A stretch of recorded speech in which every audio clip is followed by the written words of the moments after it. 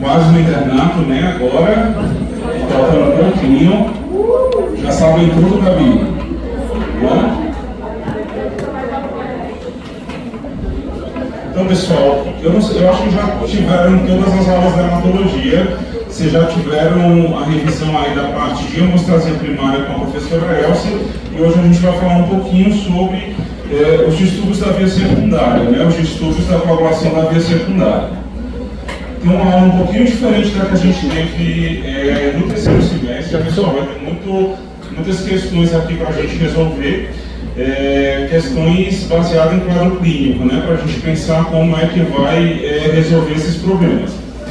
E temos 4 objetivos de aprendizagem: aprender como abordar pacientes com sangramento ou sob risco de sangramento. No geral, ou esse paciente vai nos procurar porque está apresentando um distúrbio hemorrágico ou apresentou uma alteração de exame laboratorial. Interpretar quais são os principais exames de avaliação das coagulopatias, diferenciar clinicamente os pacientes com distúrbio de hemostasia primária e secundária e entender como podemos manipular farmacologicamente a cascata de coagulação. Caiu. 10 reais para a esquerda. Então, pessoal, isso daqui ninguém pode esquecer, tá certo? Como é que um paciente que tem um distúrbio de hemostasia secundária, ele vai sangrar? Esse paciente ele vai fazer coleções. E essa coleção ela pode ser superficial, extensa, ela pode ser profunda e ela pode ser articular. Lembrando que o sangramento articular ele é muito característico da hemofilia, e a hemofilia é a principal doença da hemostasia secundária, né? O protótipo das doenças da hemostasia secundária. Porém, ela pode se manifestar de outras formas também, né, gente? Esses hematomas superficiais extensos, eles são bastante sugestivos de um distúrbio de hemostasia secundária, ou mesmo os hematomas profundos, aqui um hematoma intraparenquimatoso, mas poderia ser também um hematoma do músculo psoas, poderia ser algum outro tipo de sangramento. Então, que sangramento vai nos lembrar de um distúrbio de hemostasia secundária? Vão ser os sangramentos do tipo hematoma, os sangramentos do tipo coleção.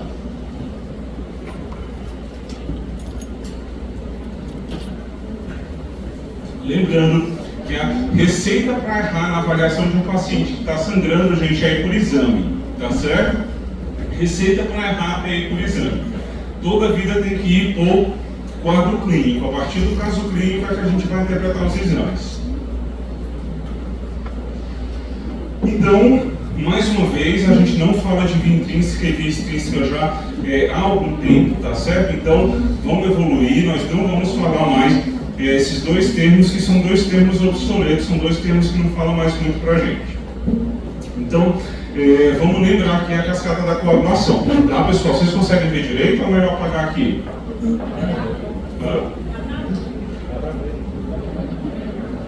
Apaga, porra, apaga.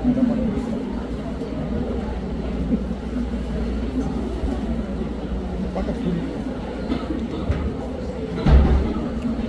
Então, pessoal, o que é que precisa para iniciar a cascata de coagulação? Para iniciar a cascata da coagulação, eu preciso do fator tecidual.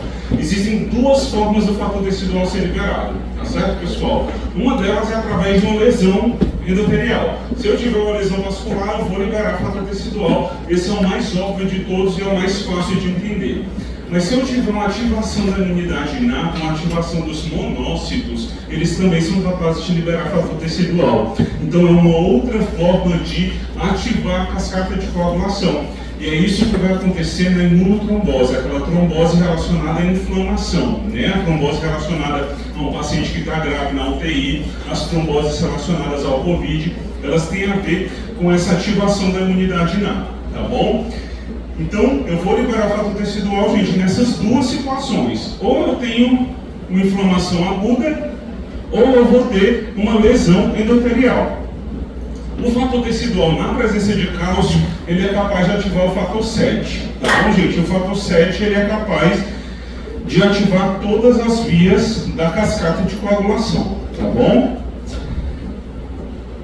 Só pulando aqui um pouquinho, pessoal, qual é o objetivo da minha cascata de coagulação? Como é que eu meço se a minha cascata de coagulação está funcionando de maneira adequada? eu vou medir isso através da geração de trombina, tá certo? Então, o fator mais importante aqui é a geração de trombina, tá?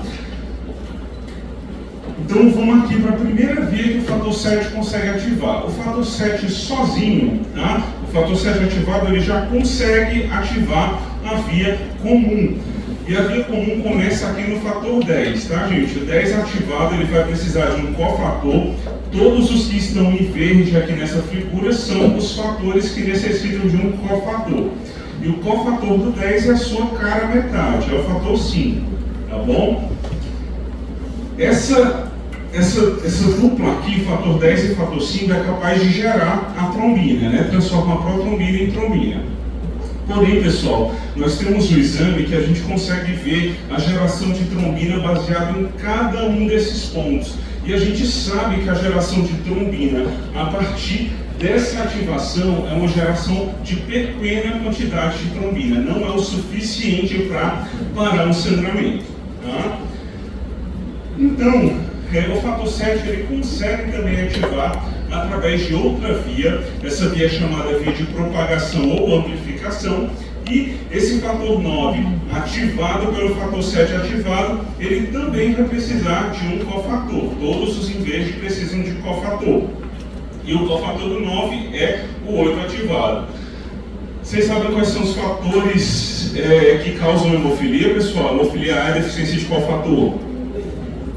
Hemofilia A é deficiência de qual fator, pessoal?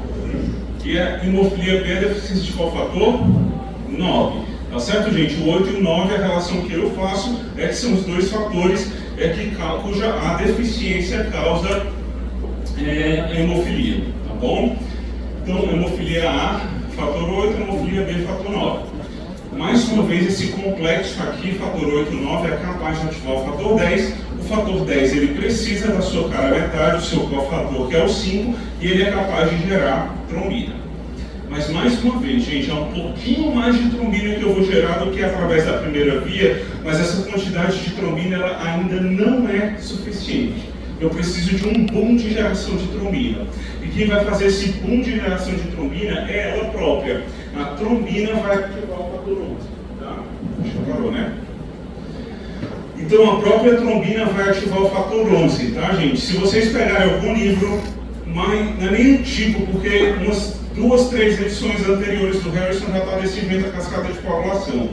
Mas se vocês pegarem Guyton, tratado de hematologia, tá certo? Eles vão colocar lá um tal de um fator sininogênio de alto peso molecular, pré-calicreína, ativa fator 12, que ativa fator 11.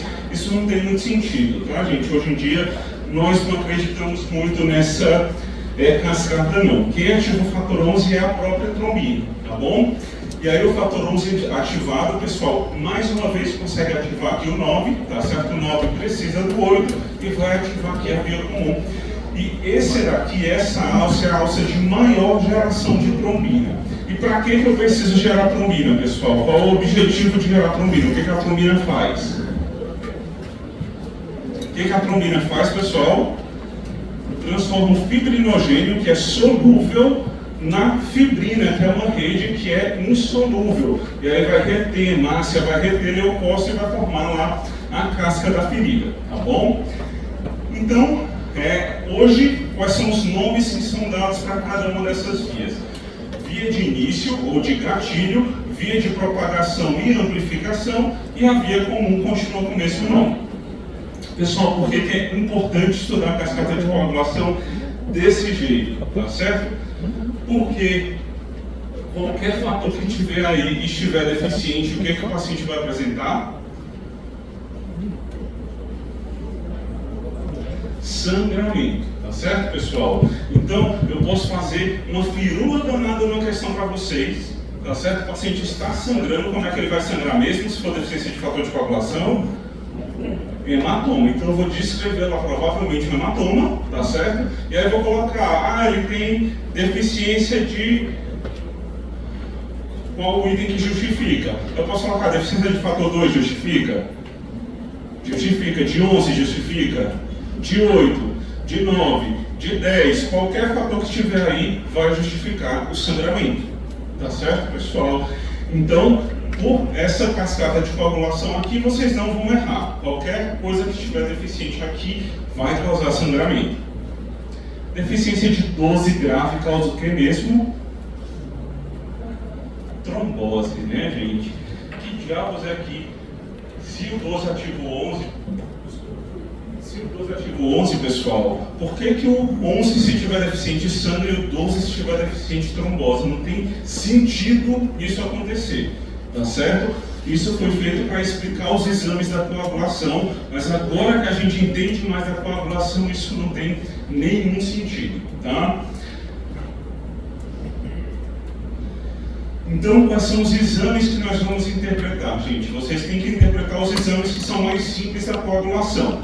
O tempo de protrombina, vocês podem ver como o tempo de ativação da protrombina. Hoje em dia, a atividade da protrombina ela não é mais necessária para avaliação. Muitos laboratórios nem colocam mais atividade, tá certo? Então, o termo adequado seria TP. Qual é o problema de você pedir um TP, gente? Ninguém vai saber o que é, tá certo? Então é melhor você continuar colocando TAP ou escrever tempo de protrombina, que aí não vai ter nenhum problema. E o outro exame é o TTPA, que é o tempo de tromboplastina parcial ativado. Então, pessoal, mais uma vez, o que eu faço com esses testes da coagulação? Com esses testes da coagulação, eu vou separar, tá certo? Uma via da outra. Então, quando eu estou testando a via de início, eu inibo a via de propagação e amplificação. E quando eu estou testando a via de amplificação e propagação, eu inibo a via de início, tá bom?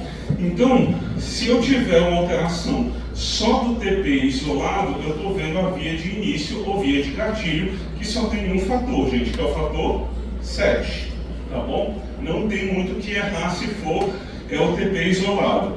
Se for o TTPA isolado, gente, eu vou ver a via de amplificação, tá certo? Essa via de amplificação vai ter os fatores 11, 9 e 8. E se eu tiver os dois, vai avaliar a via comum 10, 5, 2 e 1. Aqui são os dois livros, acredito que vocês já tenham esses dois livros que eu enviei para vocês há mais tempo, mas eles estão no Google também, tá certo, gente? Então esses livros, eles falam como fazer a investigação dos distúrbios de coagulação, o livro do Ministério da Saúde, e também ele tem a tabela lá para reposição de fator 8 e fator 9, caso vocês vejam algum paciente com hemofilia na UPA, né? Vamos ver isso no final de semana, porque durante a semana tem plantão lá no Hemócio para eles serem atendidos. Então, pessoal, TP, tempo de protrombina. O que o tempo de protrombina faz, pessoal? Ele vai avaliar a coagulação dependente de fosfolipídio e fator tecidual. Para eu avaliar o TP, eu inibo a via de amplificação. Então a via de amplificação ela não vai estar ativa, tá certo, pessoal?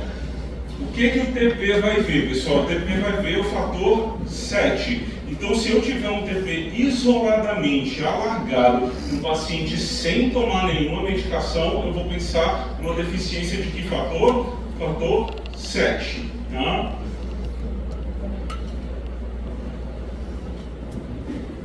O resultado, pessoal, ele pode ser dado em segundos, tá certo? Relação com o controle, esse daqui é o parâmetro mais importante, a relação com o controle, e pode ser dado também como INR, lembrando que o INR ele é exclusivo para avaliação de anticoagulação por cumarina, com antagonista de vitamina K, tá?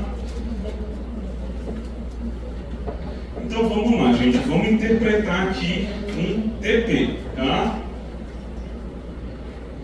Então, o tempo do meu paciente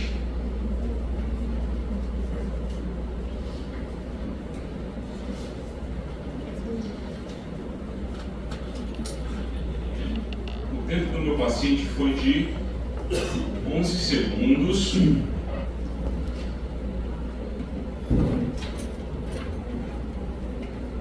E o controle foi de 10,5 segundos.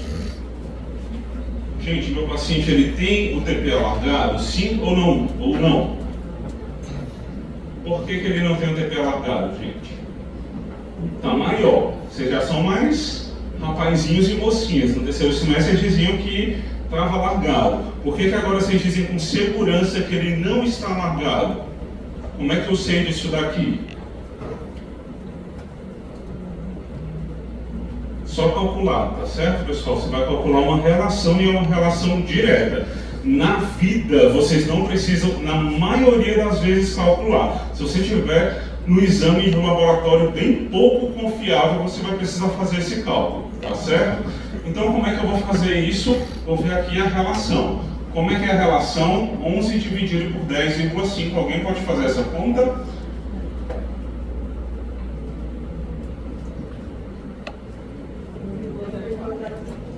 1,04, né? Ele vai estar normal se for menor do que 1,2, tá? Esse é o valor de referência da relação.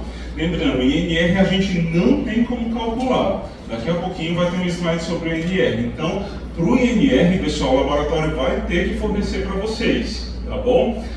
Questão de prova, tudo isso vai ser dado para vocês, vai ser dada a relação, tá certo? Na vida vai ser dada a relação, na maioria das vezes, se vocês estiverem com um laboratório bom, mas se for um laboratório ruim, às vezes vocês vão precisar fazer esse cálculo, e se você precisar fazer esse cálculo, eu acho que esse exame ele não é muito confiável, tá? Então, gente, quando é que o TP vai estar prolongado? Então, quando eu vou fazer o meu raciocínio, eu vou raciocinar ou num quadro hereditário, que é a deficiência do fator 7, extremamente raro, tá, gente? Olha que eu vejo muita coagulação e eu nunca vi uma deficiência de 7, então essa deficiência é extremamente rara. Quase sempre, quando eu tiver um TP prolongado, eu vou estar diante de um quadro adquirido, tá certo? E assim, gente, bem de longe, quais são as duas condições que mais frequentemente vão alargar o TAP? Primeiro, vai ser o uso de antagonista de vitamina K, ou Mareban, ou cumarínico, tá certo? Os antagonistas de vitamina K, eles vão alargar o TAP. Ah, professor, por que eles vão alargar só o TAP? Gente, eles não vão alargar só o TAP, eles vão alargar os dois, tá certo? Mas por convenção, o TAP foi escolhido para avaliação. Então, quando eu estou utilizando um cumarínico, o INR vai ser o meu padrão ouro para dizer se o meu paciente está anticoagulado ou não. Se ele tiver com INR entre 2 e 3, ele está anticoagulado. Uma outra situação, pessoal, é na doença hepática, tá certo? Então, na doença hepática, o TP está prolongado. E aí tem um motivo, e o TP até primeiro, ele vai cair, vai alargar primeiro do que o TTPA, porque a meia-vida do fator 7 é a menor meia-vida de todos os fatores, tá? Ele dura somente 6 horas. Então, quando o paciente começa a ter uma insuficiência hepática, pessoal, o que é que vai acontecer? Ele vai parar de produzir os fatores de coagulação. Lembrando que todos os fatores de coagulação, com exceção de 2, são produzidos no fígado. Quais são os 2 que não são produzidos no fígado?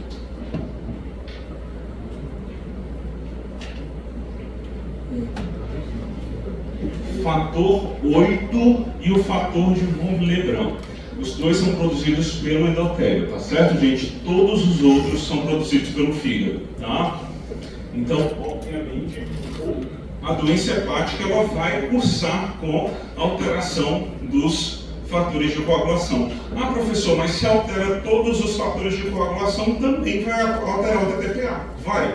Tá certo? Vai alterar o TTPA também. Mas o TAP é o primeiro. Se vocês lembrarem lá do MELD, gente, no MELD vai ser utilizado o TAP, o INR, como um padrão de gravidade da insuficiência hepática.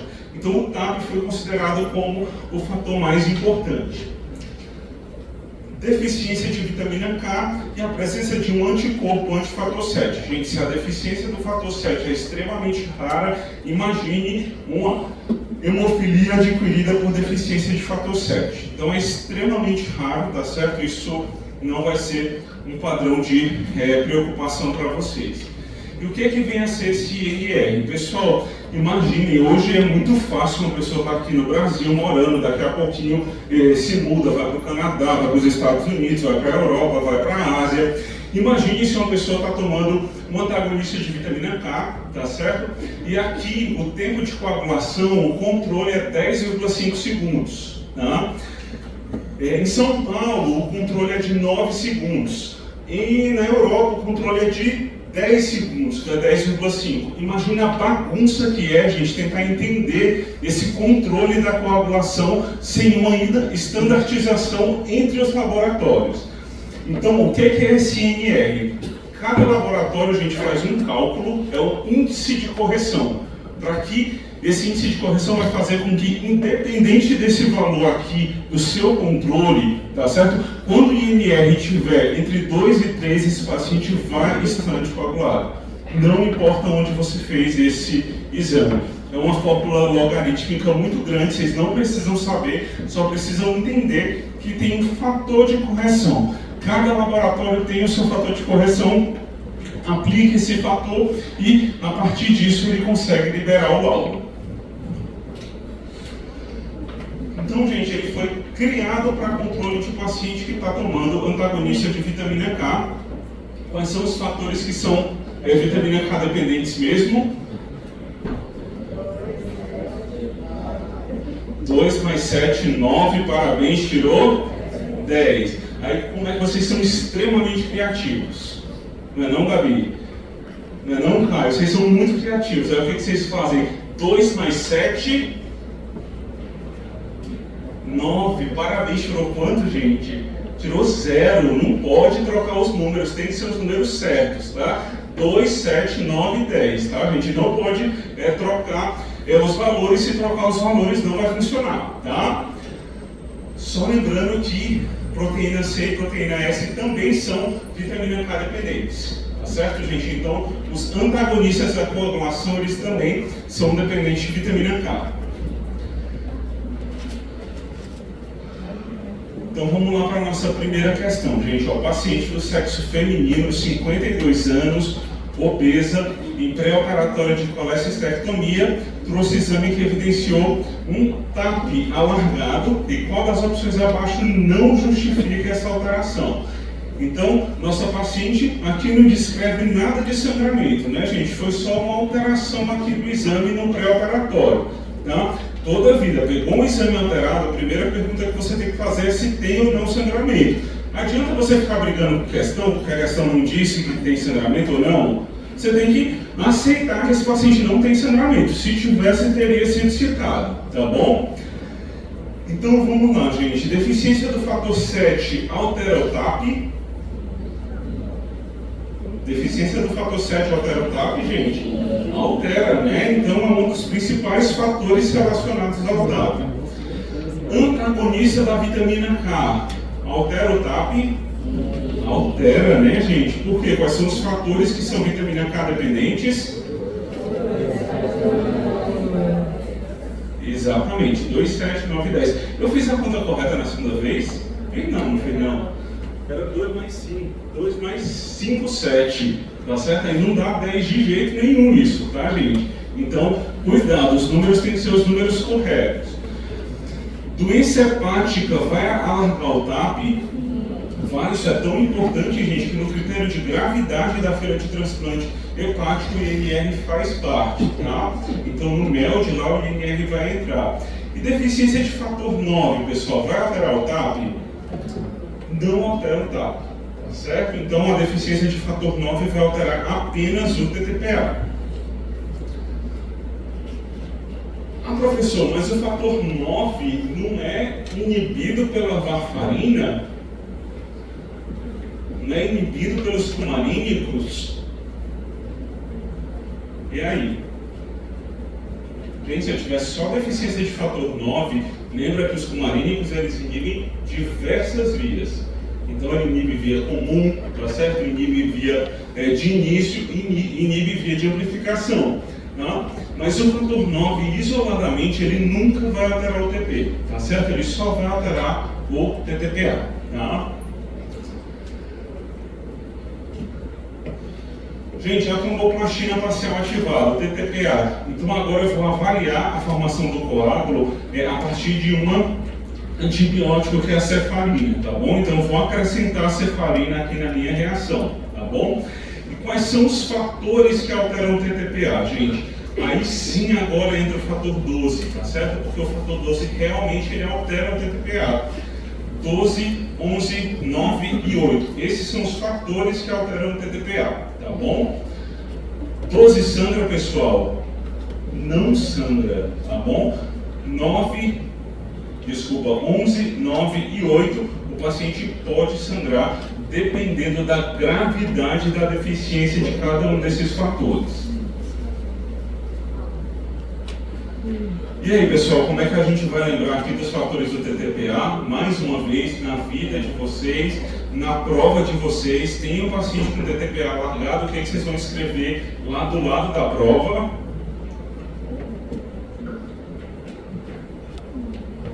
Para ajudar vocês a pensar, gente. Então, TTPA largado, tem que lembrar de dono, tá certo? O que é dono? 12, 11, 9 e 8, tá certo? São os fatores que estão relacionados ao alargamento do TTPA. Então, toda vida, gente, na vida de vocês, estiverem vendo o paciente, avaliando o paciente que tem um TTPA alargado, já coloca dono ali que vai te ajudar a pensar em quais são esses fatores de coagulação. Sempre lembra, a história hemorrágica é essencial. Se o paciente sangra, você já exclui um desses fatores. Qual fator que não vai explicar um paciente que está sangrando e tem um TTPA alargado? O 12. Então você já esquece aí, é o fator 12 e só vai se preocupar com 3. Então, os quadros hereditários, gente, nós podemos ter a deficiência do fator 8, qual o nome que poderia estar aqui? Hemofilia A, né? Deficiência do fator 9, qual o nome que poderia estar aqui? Hemofilia B. Deficiência do 11, cujo nome hoje em dia é deficiência do 11. A doença de von Willebrand pode alargar o TTPA. Lembra que o fator de von Willebrand, ele estabiliza o fator 8 no plasma. Tá bom? Então, se eu tenho deficiência de fator de von Willebrand, eu vou ter deficiência de fator 8. E é essa deficiência do fator 8 que vai causar o TTPA prolongado. Tá bom? Se eu não tiver manifestação hemorrágica, vão ser aqueles outros que vão estar lá nas cascatas antigas, tá certo? Fator 12, pré-calicreína e cininogênio de alto peso molecular. E os quadros adquiridos, pessoal, da mesma forma que para uso de cumarine, como utiliza o TAP, para o uso das heparinas, especialmente heparina não fracionada, convencionou-se utilizar o TTPA como um padrão de controle. E olha, gente, que a heparina ativa não, a heparina ela geralmente vai inibir os fatores 10 e 2, tá certo? A heparina não fracionada inibe o 10 e inibe o 2, tá? Ou seja, tá certo? São dois fatores na via comum. A profissional altera o TAP? Altera o TAP, gente, mas foi uma convenção, foi escolhido utilizar o TTPA para esse controle. Nunca esqueçam do anticoagulante lúpico, tá certo, gente? O anticoagulante lúpico alarga o TTPA e os anticorpos antifator, tá certo? Antifator 8, 9 e antifator 11. E se o TAP e o TTPA estiverem alterados, pessoal, se os dois estão alterados ao mesmo tempo, o que eu vou pensar? Que tem uma alteração da via comum. E na via comum nós temos os fatores 1, 2, 5 e 10. E para lembrar, são as cédulas de real de menor valor. Tá certo, gente? Esse daqui é o futuro de vocês. Na carteira dos internos é só o que tem de cédula essa daqui. Tá certo, gente? 1, 2, 5 e 10. Tá bom? Então, no próximo semestre, essa daqui vai ser a vida de vocês. Tá? Tem o VIST também, tá certo, pessoal? O VIST eu não gosto muito porque confunde, tá? Então, eu prefiro a cédula de real de menor valor. Então, pessoal, se vocês estão avaliando um paciente com TAP e TTPA alargados, quase sempre a gente vai receber esse paciente que foi fazer um pré-operatório, tá certo, pessoal? Muitas vezes não tem histórico hemorrágico, ele foi fazer só o exame, e aí o que você tem que se preocupar? Em primeiro lugar, esse paciente tem um risco hemorrágico aumentado, é isso que o cirurgião quer de nós, ele quer saber se durante o procedimento esse paciente pode sangrar mais do que o que é esperado. E qual é o próximo passo da investigação? Né? O que eu faço quando eu recebo um paciente que tem TAP ou TTPA alargados? Primeira coisa, eu tenho que saber se ele está fazendo uso de alguma medicação anticoagulante, tá certo, gente? Se ele estiver fazendo, por exemplo, um cumarínico, tá certo, pessoal? E tiver um TAP alargado, isso já está justificado, eu já sei por que ele está com TAP alargado, tá certo? O uso de cumarínico. Qual a orientação que eu vou fazer? A suspensão da medicação antes do procedimento cirúrgico. 4 dias antes ele vai suspender, se não tiver sangramento importante, inicia 24 horas depois. Tá bom? Oi? É um anticoagulante. Tá? É o Marevan, os cumarínicos é o Marevan, tá, gente?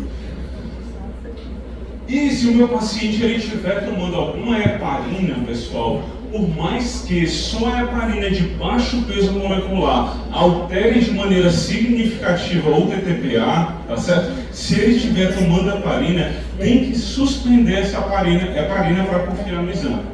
Mesmo com anticoagulante oral direto, tá certo, pessoal? Se tiver com anticoagulante oral direto e ele tomar a medicação e coletar o exame dentro de 4 horas, ele vai ter alteração do exame, tá bom? Então, se eu excluir o uso de medicação, sempre eu preciso fazer isso, excluir o uso de medicação, tá bom? Como é que eu vou avaliar se o meu paciente tem risco hemorrágico? Primeiro passo, o que eu tenho que fazer se eu tiver qualquer exame de coagulação alargado, sem uma explicação óbvia? Eu vou fazer o teste da mistura. Certo, pessoal? E o que é o teste da mistura? O teste da mistura eu vou pegar o plasma do paciente com um pool de plasma normal, tá certo? Então, eu fiz o TTPA do meu paciente e ele não coagulou, tá certo? E aí eu tenho um plasma normal. Quando eu misturo o plasma normal com o meu paciente que não coagulou e repito essa reação e coagula, o que isso quer dizer, gente? Que tinha uma deficiência de fator de coagulação. Então, se o teste da mistura corrige o tempo de coagulação, o problema é uma deficiência de fator de coagulação. E se não corrigiu, aí eu tenho a presença de um inibidor, só lembrando a vocês que o inibidor é um anticorpo antifator. Diga, Amanda. Então vamos lá, ó, com o teste da mistura. Se eu faço um teste da mistura e corrige, como é que eu vou interpretar isso? É um déficit de fator de coagulação. Como é que eu vou pensar, gente? Eu estou aqui com o do meu paciente, ele não corrigiu. Eu vou pegar a plasma normal. O que tem no plasma normal? Fator de coagulação, tá certo? Então, eu tenho plasma normal, eu estou dando o quê? Fator de coagulação. Se eu repito o tempo e corrigiu, eu vou inferir que meu paciente ele tinha um fator deficiente, tá certo? Mas se eu der fator, eu faço o teste da mistura, o que eu estou fazendo no teste da mistura? Eu estou dando fator. Se eu dou fator e mesmo assim não corrige o tempo, gente, tem alguma coisa que está inibindo a cascata de coagulação, tá bom? Na maioria das vezes isso vai ser um anticorpo antifator, tá bom?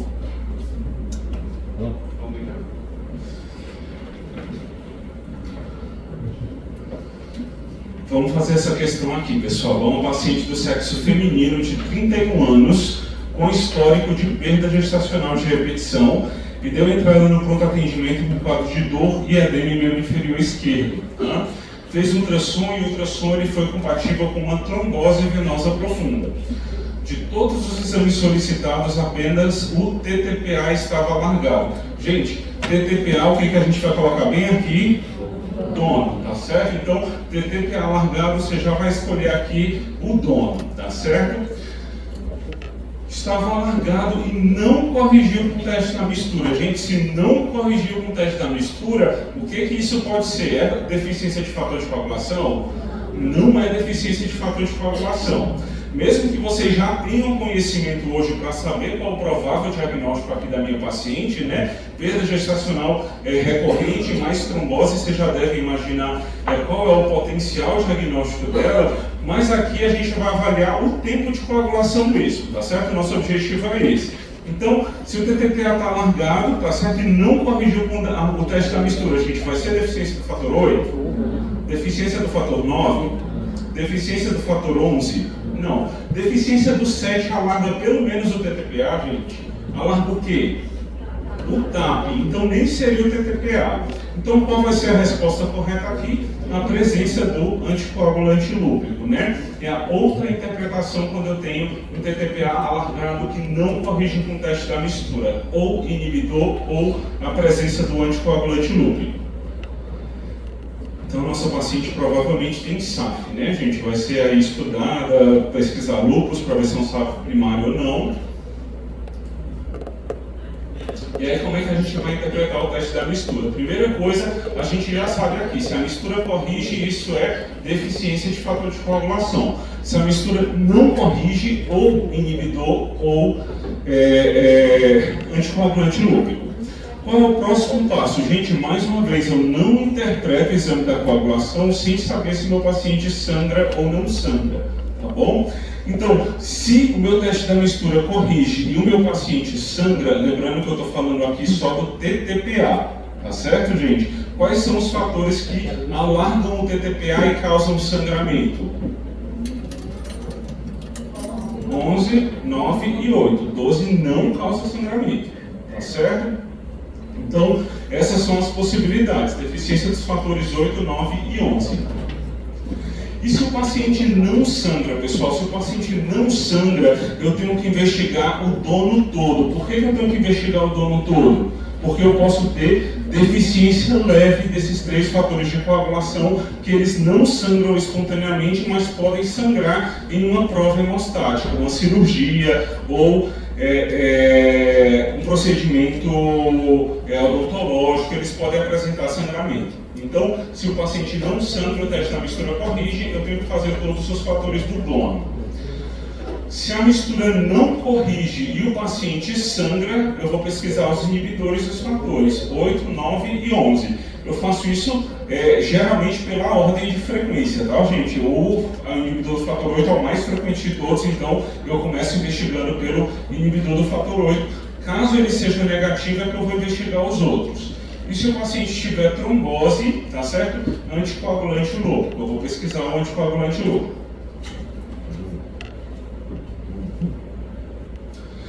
Então, o que acontece no anticoagulante lúpico, tá certo, gente? O que acontece é que essa alteração do TTPA é meramente laboratorial. O TTPA é alargado e geralmente ele é bem alargado, tá certo?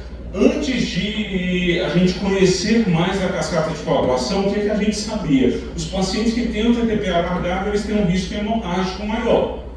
Só que quando a gente foi estudando mais, nem todo paciente com TTPA alargado ele tinha um risco hemorrágico maior, tá? E uma das explicações para isso é o anticoagulante lúpico. O paciente ele tem um risco de trombose e não de sangramento. Gente, não mudaram o nome do exame, não foi eu que dei o nome do exame. Eu entendo que uma coisa que tem o nome de anticoagulante, a gente imagina que sangra, tá certo? Porque eu dou heparina para um paciente, que é um anticoagulante, qual é o risco que ele tem? É o risco de sangrar. Eu dou Marevan, que é um anticoagulante, qual é o risco que o meu paciente tem? Sangrar.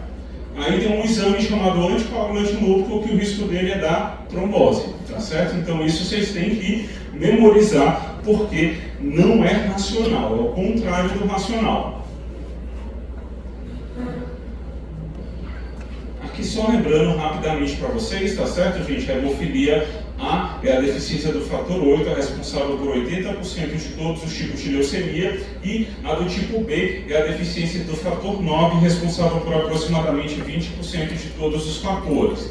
Lembrem que a hemofilia é uma doença ligada ao X, tá certo? Então, geralmente a mulher vai ser portadora, tá certo? Vai ser uma portadora muitas vezes assintomática, e quem vai ser doente vai ser um dos filhos da prole, tá certo? Então quem vai apresentar o fenótipo sangrante vai ser o homem, tá certo? A mulher geralmente ela é assintomática, tá? Hemofilia eu vou classificar de acordo com a gravidade em leve, moderada e grave.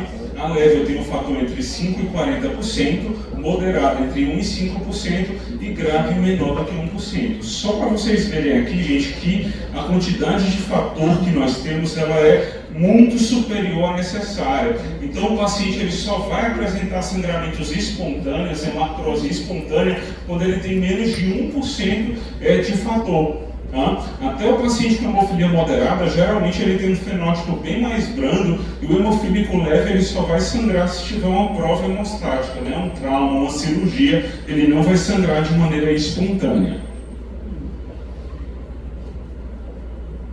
Essa tabelinha, gente, está lá no livro do Ministério da Saúde, tá certo? Adaptado do livro do Ministério da Saúde, ele vai nos ajudar aqui, tá certo? Então, quando eu tenho um TTPA prolongado com TAP normal, gente, estou avaliando aqui via de amplificação. TTPA isoladamente alargado, o que vocês vão escrever lá do lado? Dono, tá certo? Corrigindo com o teste da mistura, se corrige com o teste da mistura, o que é? Deficiência de fator de coagulação. Então, deficiência de um desses fatores, tá certo, gente? Ou do 12, ou do 11, ou do 9, ou do 8. Só lembrando para vocês que a doença de von Willebrand, ela pode alargar o TTPA também. Tá?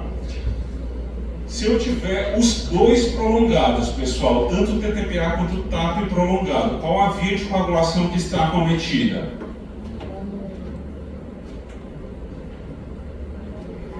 Qual via, gente?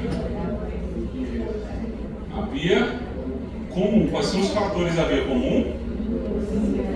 1, 2, 5 e 10. Tá?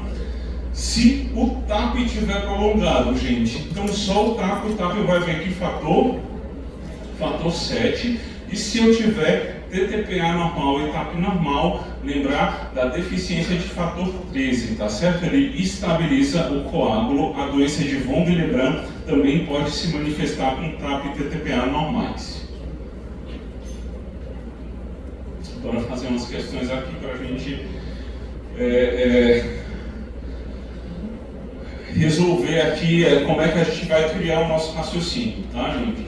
Então, uma criança de 3 anos de idade é trazida ao hospital por sua mãe devido a edema, eritema e dor no joelho esquerdo após um trauma, tá? A avaliação dos seus exames demonstrou como única alteração o alargamento do TTPA. Alargamento do TTPA, o que vocês vão colocar, gente? Bem aqui, dono, tá certo? Que corrigiu com o teste da mistura. Se corrigiu com o teste da mistura, o que isso quer dizer? Que é uma deficiência de fator de coagulação. Então, qual vai ser o mecanismo que contribuiu para o sangramento apresentado pela criança? Distúrbio qualitativo das plaquetas. Plaqueta é hemostasia primária ou secundária? Primária. Então, vai alargar a TTPA? Não, olha que o von Willebrand pode é primária. Alteração da parede vascular, hemostasia primária ou secundária? Primária, né, gente? Também não alarga o TTPA. Presença do anticoagulante lúpico, ele pode alargar o TTPA? Pode, mas corrige com o teste da mistura.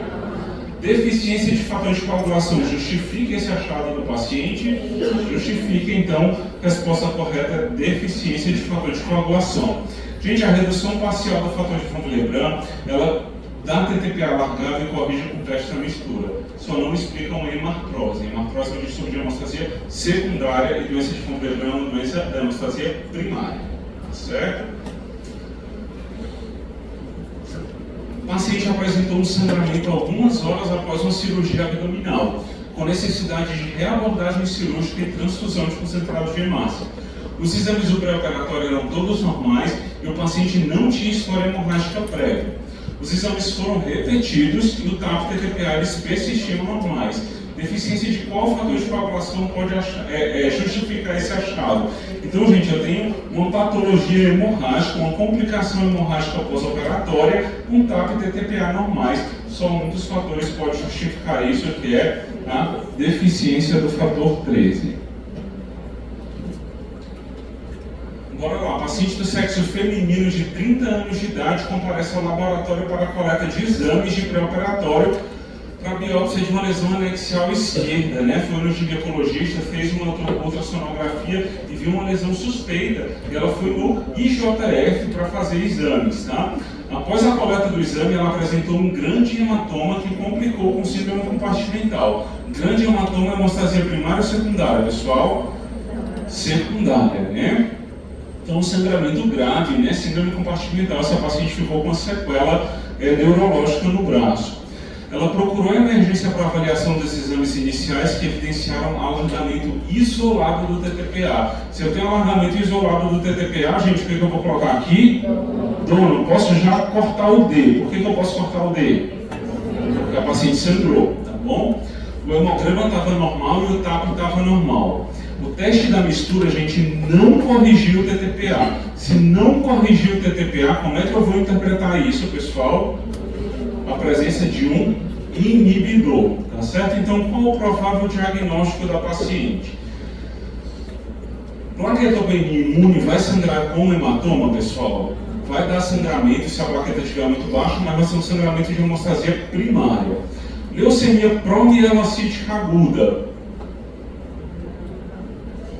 Ela pode alargar o TTPA, né? A gente tem deficiência de fator de coagulação, ela causa CIVD, pode causar plaquetopenia também, uma leucemia vai cursar com plaquetopenia, mas corrigiria com o teste da mistura, tá bom? Então, deficiência de fator corrige com o teste da mistura.